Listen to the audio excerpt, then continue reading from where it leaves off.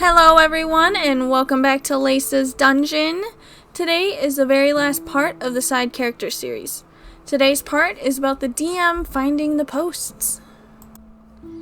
So, the horrible DM/player found my posts by cyberstalking my friends and I. So let's share more horror stories about him. So first off, those that don't know who I'm talking about, here are the previous posts. So not going into full details, but some friends and I cut out a toxic person from our lives. He has refused to leave us be as we have asked, and now we know he's cyberstalking us on Reddit. We've been aware he's been doing it on Twitter for a while, but now we know it's on Reddit too. But enough about that. Time for some of his bullcrap in D&D. So when he was a DM, one player was joining in near the last half of the campaign and was trying to make a character that would tie a few plot threads. Nicely, because one of the big antagonists, a self-insert god killer, and essentially being a partner to this antagonist before joining the players when she finds that he's going too far in his quest to make a better world. One of the things she originally wanted for this character was to make her blind. He essentially refused that because apparently in a world of magic and how powerful his self-insert was, why would there be any reason not to cure her blindness, which is ableist AF. But also, shouldn't it be the player's decision, the sort of things they have or don't have? Also, apparently through the story, they had set these two up as romantic partners, and at one point, she had said she'd think it'd be neat to meet one of their potential kids. Mute. He flat out refused, saying that his self-insert would have done everything in his power to fix the child. Again, ableist AF. There are arguments that he is also saying in what the character's kids would be like. But just that explanation is vile, to say the least. Also, a player in our group that also cut him off enjoys making characters with scars, having wanted to make scars on her PC in his game after so many fights and tussles.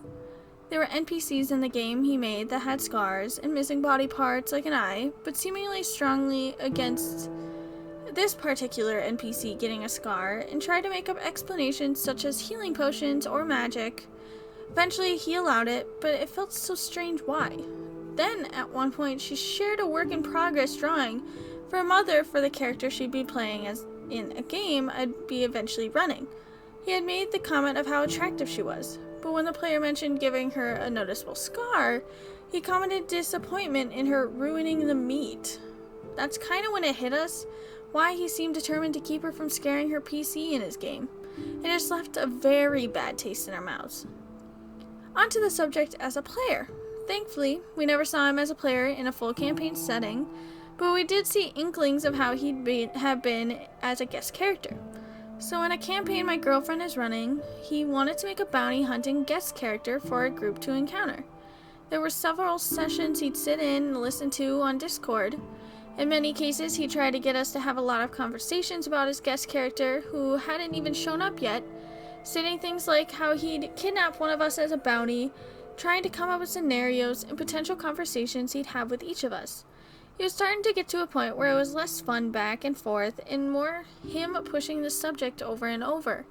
Eventually, he had come clean to the DM that he was pushing so hard that he could win the group over and sneak his way into becoming a full member of the campaign. When the DM said to him that she reached the max players she was comfortable with handling early on, before he had solidified what his character would be. One thing in particular I found out at a later date was his character. So my character is a sort of nose-in-the-air snob style character. I've wanted to kind of go through a growth and become a more compassionate and empathetic person, but it's still early in the game, so he's got a ways to go.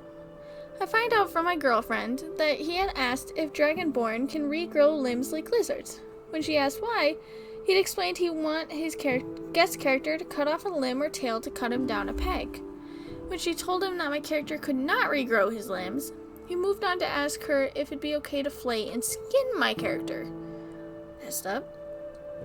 One situation was with a one-shot adventure he hosted, and one of our friends, who is gay, made a gay, non-binary character whose backstory was a necromancer from a town populated by skeletons, with him as the only living creature there. Besides a few microaggressions his character experienced in the game, the a-hole tried to constantly try and make it so that the PC's village all hated the necromancer, make him a social outcast in his own home, and call him names like Fleshy and Smoothskin. Now, it'd be one thing if this was a small group of racist skeletons, but the whole town this character was from? That is not how the players had presented this town and his backstory, and yet a-hole decided once again to ignore player input. Another example of his DMing is with a player's mother. She had stated multiple times that her mother was heavyset, even drawing fan art of her as large and plump. When he introduced the mother character, she was given an icon that he drew himself, and she was thin and drawn in a way that was clearly a hot character. This is also the dwarf PC mother that turned out to be a sleeper agent and had killed all the player's family members before they could be introduced in the game. So yeah, he had no hesitations changing this player's character without consent. Speaking of consent, this was one of the final things that happened D&D related before the events that made us realize he needed to be cut out. Roughly a year ago or so, he had started to try and make comments about potential romantic and sometimes sexual relationships between his guest characters and our player characters. Especially my character. You know, the one he wanted to cut limbs off of in Flay. So I got a message from him, asking if he could draw my PC and his guest character. I told him I was not comfortable with NSFW art of my character with someone else, if it wasn't with the significant others he's already with in the story. The a-hole began to beg me to change my mind, stating that he couldn't do it with the other players because one is technically a kid and the other two are women. It basically tells me he's already been drawing it and just needed my permission so he could post it in our art server. I tell him I'm not comfortable with it. He continues to pressure it on, refusing to change it to just a random design or NPC in the game. Eventually, when confronted why he was so adamant about it, he admitted it was yet another attempt to bring in some sort of connection so he could sneak himself into the campaign, completely ignoring my consent with my character in a sexual manner so he could further his own selfish goals. Upon my last little part of this post, I got a message from him in Discord, telling me he found the previous Reddit posts I had made about him, apologizing for some, defending himself for others, at one point stating he wasn't going to use it as fuel against me, as if anonymously telling others about his BS is some great crime. But overall, he once again refused to respect the boundaries we presented to him, stalking us over multiple social media platforms, and honestly, at this point, it's more sad than infuriating. Regardless, though, if he does see this, I hope he gets the point to leave me and the others alone. TLDR, person tries to push his own standards of beauty or ableism on player characters and NPCs, tries to be funny by making a gay character, LGBTQ character, an outcast in his hometown without his consent, and tries to draw porn of other people's characters without their consent. He is now cyberstalking me and other friends here too. We all knew he was bad. These are just a few more showings of his true nature.